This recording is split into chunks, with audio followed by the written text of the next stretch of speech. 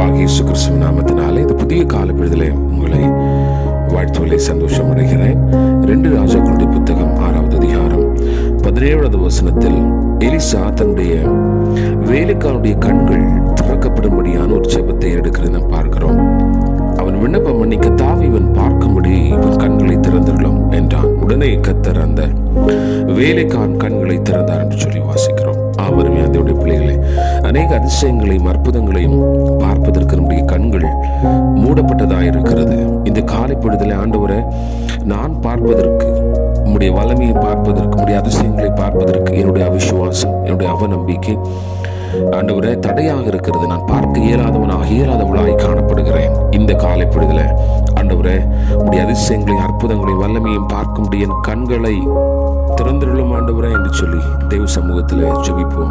உங்களுக்கு விரோதமாக இருக்கக்கூடிய சத்துருக்களை ஜெயிக்கக்கூடிய தேவ வல்லமையை உங்களுடைய கண்கள் பார்க்கும். ஆமென். ஆண்டவரே, இந்த நாளில் எங்கள் கண்களை கர்த்தர் திறந்திருக்கிறதுக்காய் ஸ்தோத்திரம். நாங்கள் உடைய வல்லமையும் உடைய அதிசயத்தையும் உடைய அற்புதத்தையும் எங்கள் குடும்பத்தில் எங்கள் வாழ்க்கையில் பார்க்க முடிவதை வச்சுங்க. இயேசு நாமத்திற்கு நல்ல பிதாவே. ஆமென். God bless you. கர்த்தர் உங்களை ஆசீர்வதிப்பார்.